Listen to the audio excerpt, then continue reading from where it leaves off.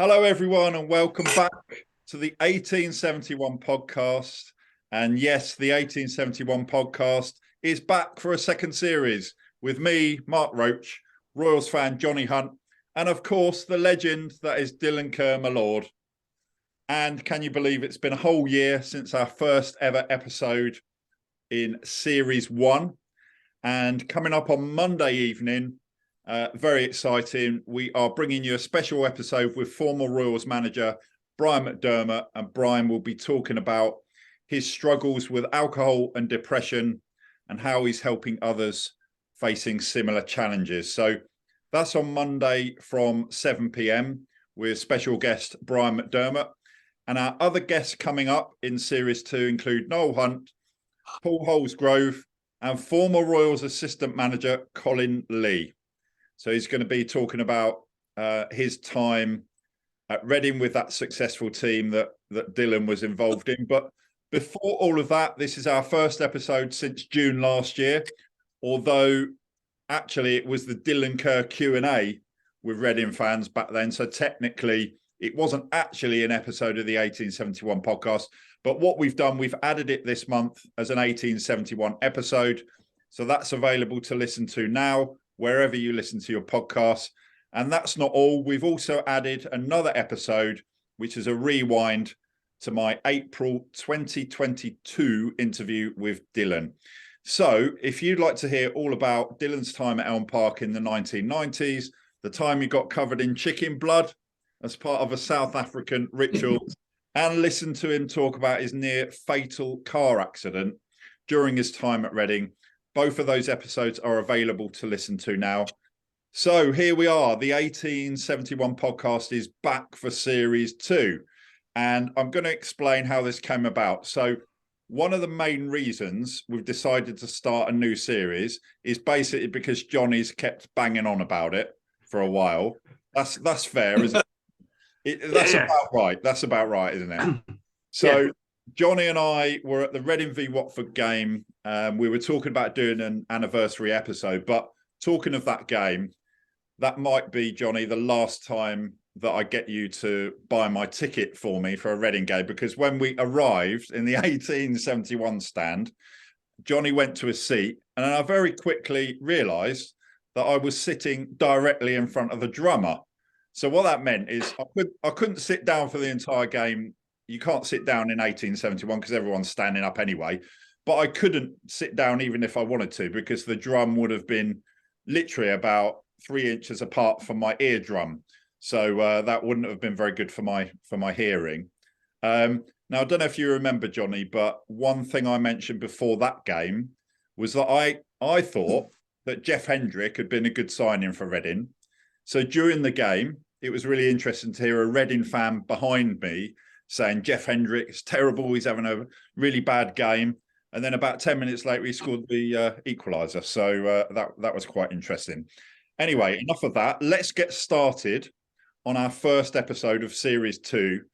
And of course, we want to hear all about Dylan's new role in South Africa. We want to hear about Dylan being inducted, not abducted, inducted into the Reading Hall of Fame.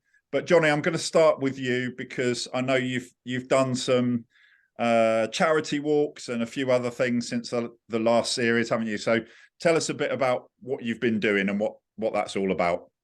Geez, yeah, where are we now? So yeah, the last time I think I was doing a walk where we were talking to Murty, some on the way down to Bournemouth. Since then, back in September, I did a walk from Wicklow up to the Aviva Stadium, which is about 45 kilometres, for a mental health charity over here for the Green Ribbon Month. Planning to go over, hopefully all being well and good, in the end of March, early April, from Reading to Bristol City away, just for, I think it's a longer one again, about 28 hours, all being, hopefully it'll work out. And then planning, we've actually now, the walk and talk is now kind of attached to Bray Wanderers over here. We've got some advertising at the ground, which is great. So we're going to get some more walks going here. And then on a slightly different note, next week is Eating Disorder Awareness Week, which is something I've had doing issues with in the past. So we're doing an online question and answer session through Shine, the charity behind Sea Change here in Ireland. So if anyone wants to jump on, Hunty Royal on Twitter, questions about what it is, how it impacts on our lives, especially again as men. We don't talk about all our stuff, and it affects men as it affects women, and some of the stigma and some of the issues around it, to make it an everyday conversation again. Apart from that, working, chasing 2 kids around, nothing changes. And Reading are slightly better than we were this time last year. Yeah, well, we're come for that, and of course we want to save the best till last. Let's be honest, Johnny, it's great having you on the show, and I've been a Reading fan, but the real kind of the legend here we know full well is Dylan. So we're going to save. And he knows. Yeah, he knows as well. So as for me, you mentioned kind of supporting charities. So I've been doing the same. I've started supporting Alzheimer's Research UK. That's in memory of my dad, who passed away this time last year. He had Alzheimer's. So I'm supporting them through my new business that I've launched last year, which is called Broadcast Reach. Broadcast Reach does broadcast PR. We do media training and podcasts. Surprise, surprise.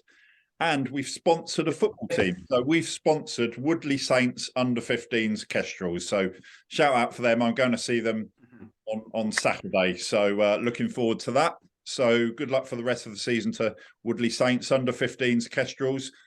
And before we speak to Dylan, I've got a funny story for you. I saw my mum yesterday, and she dug out a story that appeared on the Twyford page of the Maidenhead Advertiser back in August 1984. And it was about my dad, Brian Roach. And it was about him becoming a director at Reading, because he helped to stop the merger with Oxford United in 1983. And as a result of that, Roger Smee asked him to become a director.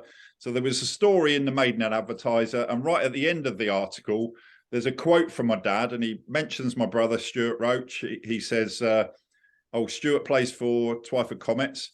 But then my dad talks about me, and his quote about me is that my other son, Mark, seems more interested in fishing than football. So that's actually true. Back then, I was really big into fishing, but I then started my journey into becoming a Reading fan, and the record-breaking Royals and all that. But at that time, I was into fishing, so I suppose that's fair enough. But anyway, without further ado, Dylan, tell us what you've been up to. So Reading, firstly, the Reading Hall of Fame back in September. Did you know that was going to happen, firstly? I did. I found out in August because they sent an invitation. Could I be there? And unfortunately, I was at Swallows FC as coach, and it wounded up like that. We played 2 games. We lost both games. The second game we lost 4-0, but I mean it was a catastrophe for my players because they made 4 horrendous mistakes. And as you know, in football, when you get beat and the chairman here are not happy with what you've done, they decided they wanted to, change direction and get another coach, which kind of, it hurt me a bit. Actually, it hurt a lot, but because when we lost 4-0, we absolutely battered the team, but we made 4. My players made 4 horrendous mistakes. Whether they did it on purpose, I don't know. But, we absolutely dominated the game. I think we had about a dozen shots on target and didn't score. They had 4 shots, scored 4 goals. And then I was sacked, basically. First time I've ever been sacked. And the day after, obviously, I actually had a celebration with some friends in South Africa at the time that the awards ceremony was taking place in Reading. So I did a video link with them and thanked them for such an amazing honour. And, so I had a bad day the day before and I had a good day the next day. So it's an honour, it's a privilege to be in the company of some amazing names at that football club. And I was just telling my player who was next to me, Spoo, I was only there for 3 years. It's like I'm not like Jiltsy or Parky or Mertz, or I was there for such a short time, but to be recognised by a football club for the work that you did both on the field and off the field, because not a lot of people know at Reading Football Club. I did a lot of charity work with people in the whole of Berkshire, not just Reading. Especially when it comes to young footballers, and it was just a great honour, and I'm so glad Johnny persuaded you to do this, because it was a good year last year. We brought in some great guests, some great former players. Brian's going to be speaking on Monday. Since we did that first podcast with Brian, I speak to him weekly. Just to see how we're going and what we're doing. So it's been good. Good. And there's, I think I'm right in saying there's 125 on the Hall of Fame. So that's less than one a year since Reading have been going. So it is actually, although 125, as a number is quite high in terms of the amount of players that have played for Reading. It's a fairly short list, isn't it? So, I mean, that's, we're talking about Reading legends. So we all knew it anyway, Dylan, to be honest. But and like Johnny said, I think you did too. So probably not too much of a surprise, was it? No, I mean, I was told not to tell anybody. The Reading Football Club said, please do not tell anybody. You can tell your nearest and dearest, and the nearest and dearest is dead, so I couldn't tell her. I couldn't even tell her. So it was. I say it was a great. It was a. I never expected it. I never thought about it. And it's just, like I said, it's just an honour. For the work that I did, especially in that first season when we got promoted. We spoke about it before. We had good times and bad times at the football club.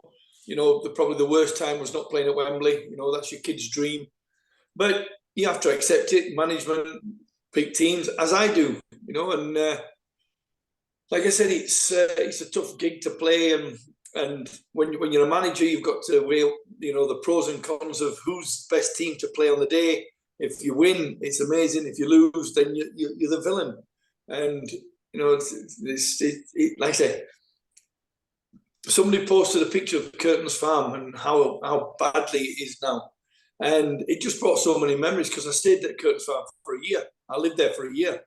It was unbelievable. But and pictures of Utopia and Washington Heights. I mean, there were three. I think there were three pubs in Reading, and there were three nightclubs: Balbon's, Washington Heights, and Utopia.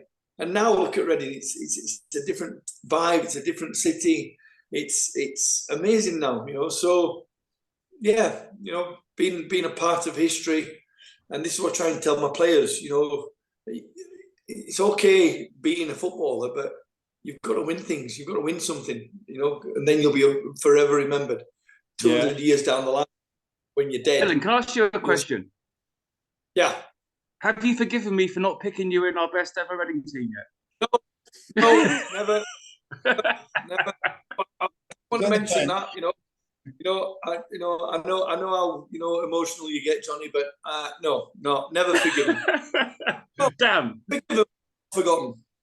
Well, listen, let's remember, Dylan, and it was you, and you think about Shaka Hislop, Jimmy Quinn, Simon Osborne, some great players, obviously Michael Gilks as well, and let's not forget the only reason that Reading didn't go straight up to the Premier League from what is now League One in successive seasons is because that season of that playoff final, the league was being restructured. So Reading finished second.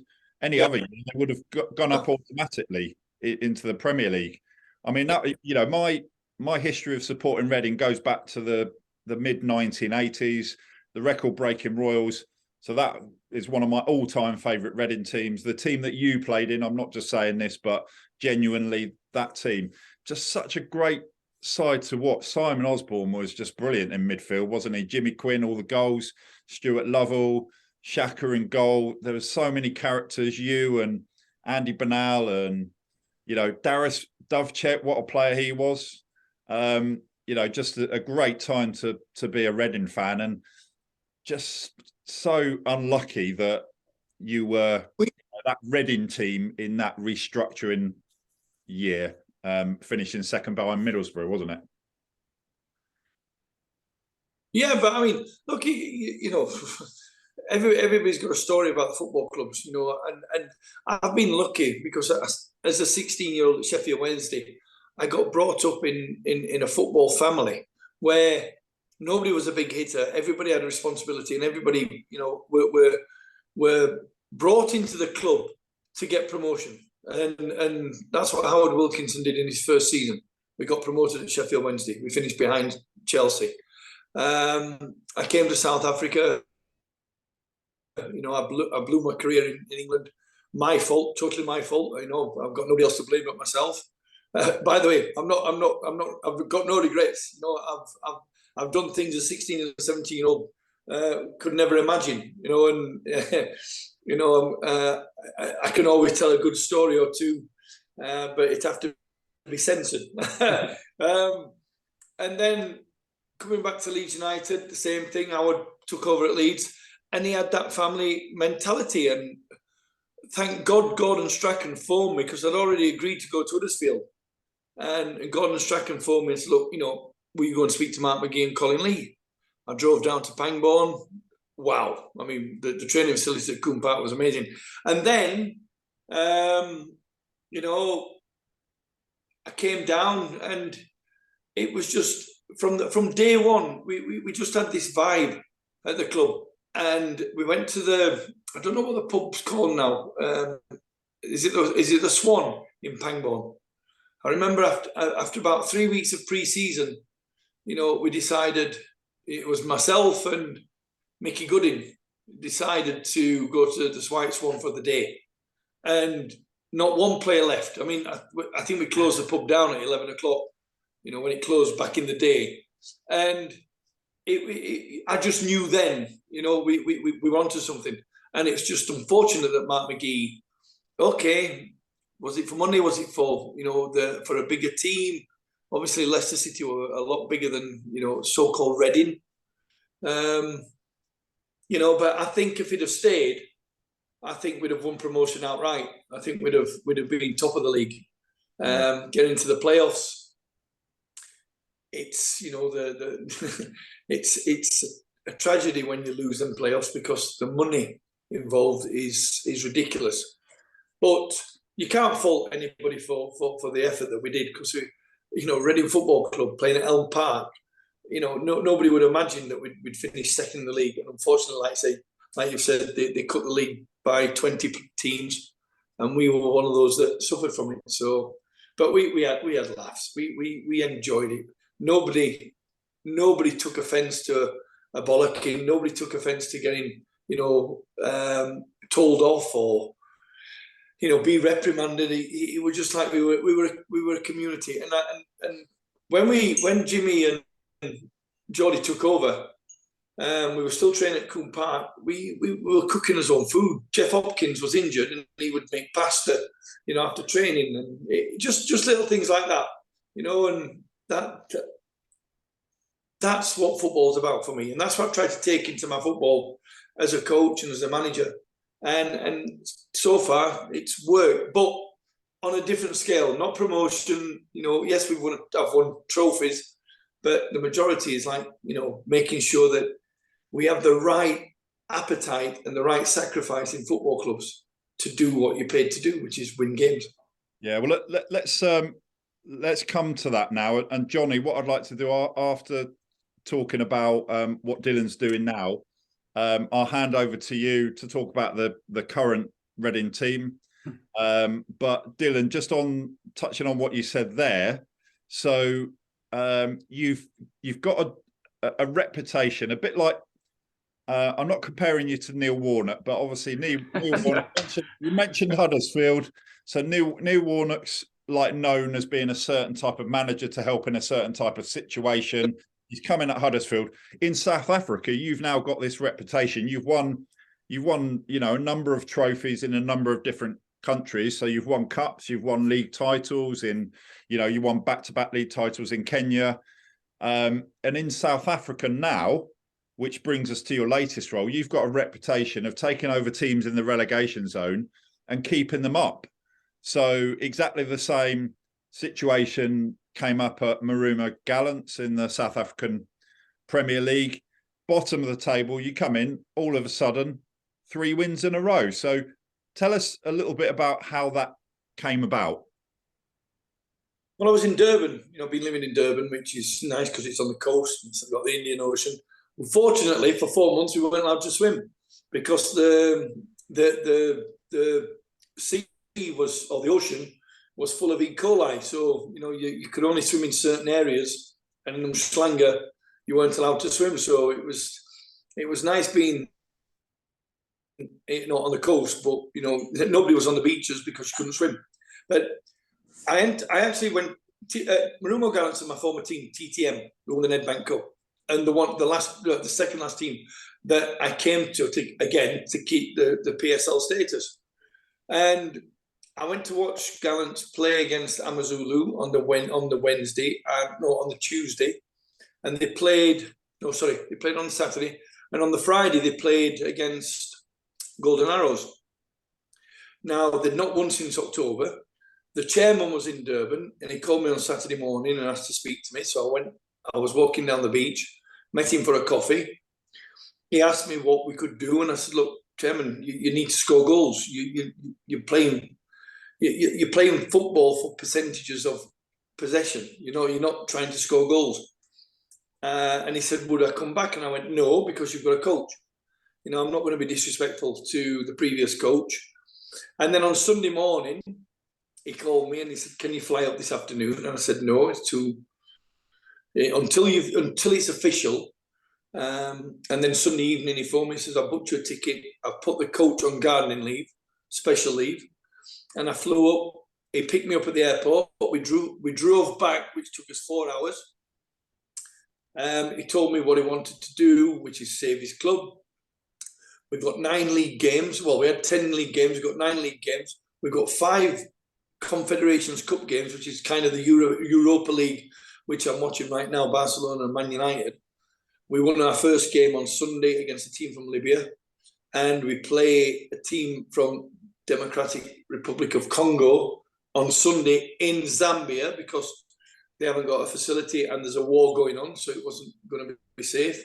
And also we're in the Nedbank Cup where we've just been drawn against league leaders, Mamelodi Sundowns. So his remit, as they say, his mandate is to keep in the PSL because that's where the money is. See how far we can go in the Confederations Cup because that's where the dollars are.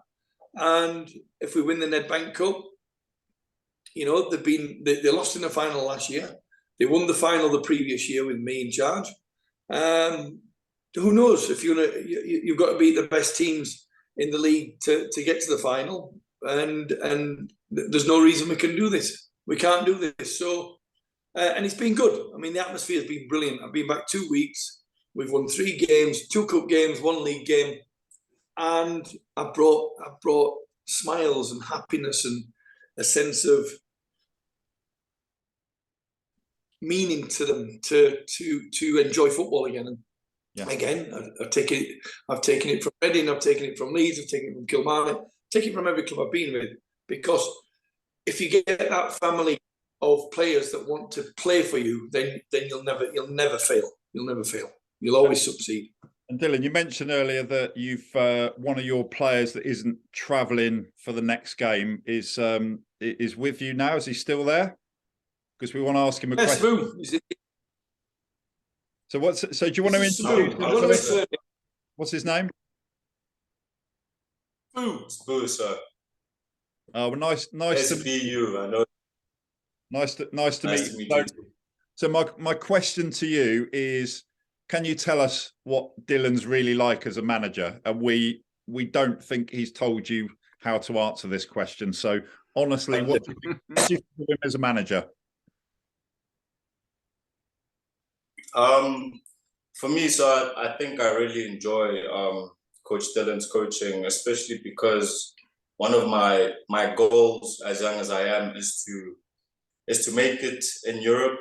And I know it's going to be a difficult journey, but working with him gives me a taste and a window into seeing how things are done that side. And I cherish every moment I actually work with him, because he knows how to bring the best out of me. Since he's been back, I actually have my confidence back. And like he was alluding, everyone at the club is really enjoying the football that we're playing, scoring goals. It's very competitive, and there's something to play for. One of the things he keeps saying at training is that I think we have about 90 more games left in the season, and he keeps saying we have 19 cup finals. And for him to instill that mentality within us and showing us how important every single game is and how important winning is, I feel like it's very important. And I actually appreciate him coming back and taking this opportunity, because he was actually the coach that brought me to the club, and things didn't work out for him here with the team, and he left. And since he's come back, I feel like myself again. And he's honestly one of the best coaches I've worked with, and I honestly hope the best for him and for him to keep helping me. And hopefully one day I'll see you guys in person and maybe play for Reading. I can only hope. That'd be good. Yeah, we'll look out for you. And just one more question. What is it that he's brought in terms of his personality? Because you've won 3 games in a row since he came in, and obviously, you know, he's got you playing a certain way. But what about his personality? Is that something that's given the players a lift as well? Yes, I think his personality is very influential. He's not someone that how can I say, he's never down. There's never a day where he's dragging himself about. He's always the one that gives us enthusiasm. He picks everyone up with his mood. It's impossible for us not to enjoy training, just simply based off of his energy and his presence at the club. And he's always in a good mood, and that just affects everyone in and around him. And all we do is just take his energy, I guess, and we take that and we apply it on the field, and we give him what he wants, and it's working. So yeah, great personality to have back at the club. All right. Well, thanks for joining us on this episode, you know, and good luck for the rest of the season, and maybe we'll see you at Reading one day. Not maybe, definitely. Right. Good stuff. So, look, Johnny, I'm going to hand over to you talking about Reading, the current side. You know, have a chat with Dylan about what's going on, because in the last year, since we started doing the podcast last year, it's fair to say that things have improved. You know, Brian McDermott, we've already mentioned him, the episode on Monday. He talked about the importance of a director of football. He talked about the importance of an effective scouting network. And then lo and behold, whether they were listening or not, that happened. Things have improved. You know, what are your thoughts, and what do you want to ask Dylan about the current side? The first thing, Dylan, I just want to ask you very quickly, mate, before we go on to Reading. Have you got your visa stuff sorted out yet? For the No. No. Still a problem. I'm the only coach, foreign coach. It's all about money. It's all about who you can pay to get these visas. You know, and Amazulu hired a coach who's French, Moroccan, whatever country he's from, and he got a visa within 4 days. You know, but apparently, you know, the football club are very close to the ANC, so they I don't know how they do it. You know, and whether it takes another 4, 5, 6 weeks. I'm on the system. I've been on the system for 3 years, so it makes no sense why they cannot just go from Swallows to Marumo Gallants. Yeah, I'm on the system. Yeah. I've had a health check. I've had a medical. I've had an X-ray. I've done my police report or my police disclosure, whatever. I'm on the system. So why? And it's all about money. It's all about money. Yeah. You know. So I'm stuck in the stands. But I learned a lot from the last job, Johnny. I learned a lot from Swallows. That was an horrendous experience where players weren't getting paid. I was the one that was going to be the scapegoat. When I was told I was no longer the coach, I actually I didn't get angry. I didn't get mad, and I should have really got mad, because the people involved in the club didn't really understand, where we were and how we were and how we got to this stage where I rescued them from basically going out of business. I saved their status and I saved their club, because if they'd have gone down, they wouldn't exist anymore. But football's all about results, especially in this country. So it's a results-based league because of the financial implications. We are 18 points. We've got 9 games left. 5 at home, 4 away. I think, confidence-wise, I think we can win all 9. It's going to be tough. Yeah. We've got 5 confederation. We've got another 5 games in confederation, which we've won 1. We play on Sunday. Then we go to Algiers the following Sunday. Then we've got we've got a cup game. And then 3 days later, we've got a league game, which is the thing that we need to concentrate on. But yeah, this work visa situation, I just don't get it. I'm trying to do it proper. But yeah, looks like I'm going to be stuck in the stands for a while again. Doing a good job, mate. What do you think of, since last year, Dylan, we talked about how last season ended. What have you made? Have you seen many of the games this season under Paul Ince and how the team's been performing? What do you make of it all? Actually, when Reading have been on TV in the UK, we get it here. So I have seen it. When they were losing 1 at half time, our good friend Alex Brissett, he posted on Facebook, "Get me back at Reading, blah blah blah." I spoke to Chelsea today. I actually spoke to Chelsea and Keith McPherson and Jeff Hopkins. They're going to come and do the show. And Chelsea politely said, "I can't do it at the moment. We're under so much pressure." So, and I said to him, "Chelsea, well, this is ideal to relieve that pressure, because there's a lot of people that want to hear your, history about Reading Football Club." Yeah. So he will do it. He will do it. I just think the timing just needs to be a bit better for him. But the hit and miss at the moment. They're playing well. I think it was the lowest crowd Reading have had for a long time against Rotherham. And it's a shame, because it's a massive club. It's got an amazing stadium. And you just want them to just turn that corner and get a run of results going. Kind of like what I've got to do. I can't draw games, Johnny. I've got to win games. Yeah. Drawing games doesn't work. The PSL relegation is 29 points. So if you get 30, you're in the playoffs. You get 31, you're safe. We've got 3 out of 27. We've still got another 27 to play for. I think we can do it, and I believe in the players can do it. Yeah. But the problem is we've got 6 Confederation Cup games plus a Nedbank Cup game, so we're really up against it. But it's how we manage it. Now, I manage players like Sabu, who's only a young boy that's got ambitions and dreams. He just has to realise that, to reach those heady heights of being in England and being in Europe, you've got to perform to the best every single day. And if you're not, then it becomes hard.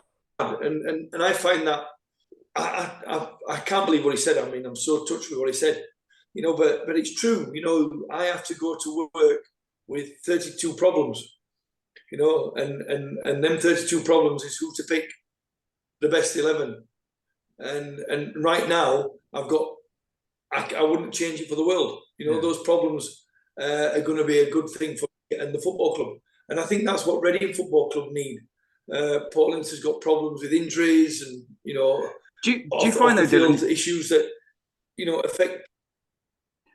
Do you find it, personally with Paul, I find he's negative talking sometimes about a team. Our objective is to stay up, but when there's opportunities to be more positive, and the game me and Mark watched, for 65 minutes, it was so, you're at home, you're sitting back, the game on Rotherham game was pretty similar. And then we got a goal, and then all of a sudden you're on the front foot. Why does it take so long for a team to get going? Do you know, you've played, you've coached. Do you get where I'm coming from on that kind of mindset? Yeah, look, you know, players. I learn every day. I learn every day. You know, I used to swear. I used to swear a lot at Swallows, and it was the F word. You know, it wasn't the see you next Tuesday F word. You know, and it frustrates you. And I'll give you an example. We played a cup game against this team from Libya, and they were poor. They were poor. They didn't travel well, and the season they've not played for 2 months, so they weren't really at match fitness. They weren't at level. We won 4-1, so you'd expect me to be happy, but I was livid. I was raging because we should have won. We should have won. No lie, we should have scored 14 goals. The keeper made 3 point-blank saves, but them 3 point-blank saves were tap-ins, you know. But the way that the players shoot here, it's a different headache the way they shoot. We had 2 girls disallowed for offside. From a performance point of view, I was delighted, but you know, you've got to keep your players. Mark McGee and Colin Lee did that. They kept the players happy. They kept the players focused. There was not a day in training where we didn't want to come to training. We didn't think, oh, I'm going to throw an injury, you know, I'm tired. I'll make an excuse not to train. We had to train because we all wanted to play. And the reason we all wanted to play is because we were happy. Sabu, you know, he's desperate to play. He's going to get his opportunity next week when we go to Algeria. He's desperate to play. And that's because he wants to be in this squad and he wants to be on this journey. And I think Paul Ince has always been, you know, as a player, aggressive and a winner, you know. But I think sometimes you need to be realistic of what you've got, but tell the players how good they are. Tell the players how positive they are. Tell the players, you know, that they've got something to go for. You can get the playoffs. Why are you surviving? We're bottom of the league. I'm not talking about relegation. I'm talking about the top 8. I'm talking about we win the next 9 games. We can finish 5th in the league, which is great. You know, so why can't we finish 5th in the league? What's going to stop us? It's not the opposition. It's how we play. And if I keep them players focused, I keep them motivated, I keep them believing, and I keep their energy, then this is a big risk, Johnny, for me. A massive risk. Remember, I've got 4 teams up. This is the 5th team I've been employed to save them and save the PSL status. So it was a big ask, and it was a big question that the chairman asked me to come and save my team. But I never thought, oh, you're bottom of the league and you can't score goals and you haven't won since October. You've only won 2 games out of 18. I never thought about that. I just thought, knowing the players, looking at the squad, we've got a chance. And that's what I think Paul Ince needs to bring into that dressing room. That optimism, that, you know, that goal-getting mindset. Right, listen, we're playing against the top of the league. Let's go beat them. Let's go beat them and get Reading fans back on his side. Get the Reading fans back at the Medeski. Get the Reading fans, you know, supporting one of the best teams in South London. So, you know, but the pressure of the football, I can imagine the financial implications for Reading Football Club to get relegated will you know, again put them in a bad situation.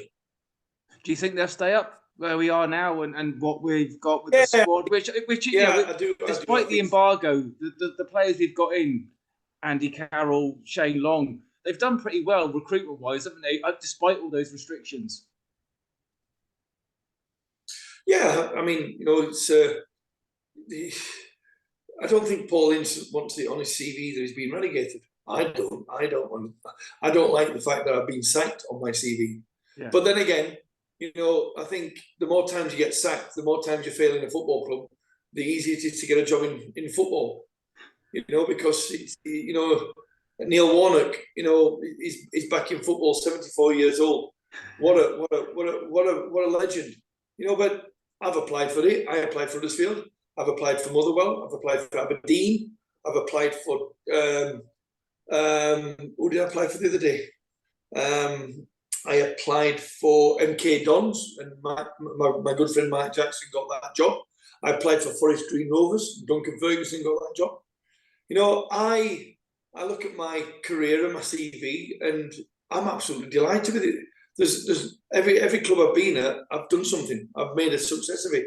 I haven't got anybody relegated. I've not got, and I've won every trophy that I've played for. I've saved 4 teams from relegation that they were written off and they were going to go down, and yet they don't look at that. They look at the name. They look at agents. Look at bringing in foreigners. Which is fine. I'm not bitter about that. But when you look at my when I look at my CV and see winner, hang on, it's got this big W on it. I've won things, and I've done things with clubs that it's unimaginable compared to what it is in England and Scotland. But that's what it is with Paul Ince as well, then, isn't it? I mean, he's out of management for 8 years, and how all of a sudden he gets a management job. I'm not knocking him. I'm just saying that how does that? You've been in the job constantly over the last few years. He was out of the game for that long, and all of a sudden gets a management job again. Is it because who you know? Is it a click? Is it a? I think it is. I think you need the good agent. We had this chat before about Reading. The agent that is working alongside this club has probably been the downside of Reading in recent years, and it's well known. It's well known in the football circles, of coaches and players. That certain agents have a certain say in who comes to the club, who doesn't come to the club. And it's they started off so well, then they took a little dip. Then it's like a roller coaster. They're up and down, But it's. I think Paul's got the respect to the people that's working with him and the players that's playing for him, and he just needs to go on a run. He just needs to go. He just needs to get the confidence back to another level, And he's probably the biggest critical person of himself, because of the way he used to play, and obviously he was the captain of Man United. What a great career he had in football. So he's got a bit of pride that he maybe see this season through, and then once that embargo goes, and then build a club that he thinks can challenge to get in that Premier League again. I don't know how Burnley finished last night, but apparently if they won it 11 games, it was a new record. 11 consecutive wins in the English Championship. Why can't Reading do that? So, and I have heard, Johnny, in reports that it's the players have been the ones that have let the team down. It's not just the management. I've heard the players are not playing to the potential that they could do. Dylan, I've got a question for you, because obviously it's the first episode of the second series. But this is something that you're a Man United fan, you're a Reading fan, played each other recently in the FA Cup, and there was a lot of controversy about. You mentioned Andy Carroll, and I think we all agree he's done well for Reading by and large. He's been a really good player in his career, but he got a lot of criticism and abuse for that tackle on Eriksen. Did you see that game? I did. And look, what did you think you can't tackle anymore in football. No, it's just that's how football used to be played, and now players are so pampered and so looked after. He's going to get vilified from a lot of fans, especially the United fans. But it's the passion. It's a cup game. You played at Old Trafford. You're coming to the twilight of your career. You want to go into the next stage of the FA Cup, beating Man United at Old Trafford. That's what you'll do. I mean, we used to play 5-a-sides at Reading, and Mickey Gooding was always your first pick because he was a little nippy, sweetie as they call him in Scotland. You know, it was a little Rottweiler. It was he was the one that, you know, you got your energy from him because he could run all day. You know, and he was in his late 30s. You know, when I was there.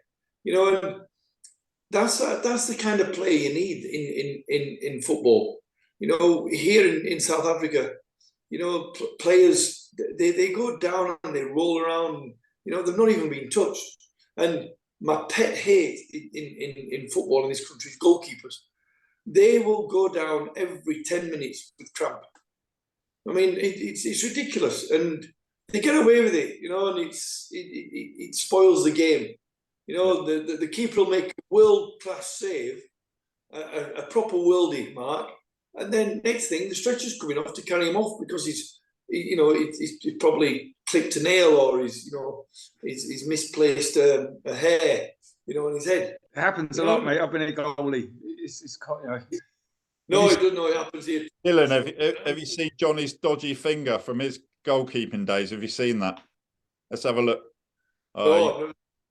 Yeah, we maybe we'll put a clip of that. He's got a dodgy finger. He broke his finger playing in goal, so that's a proper injury.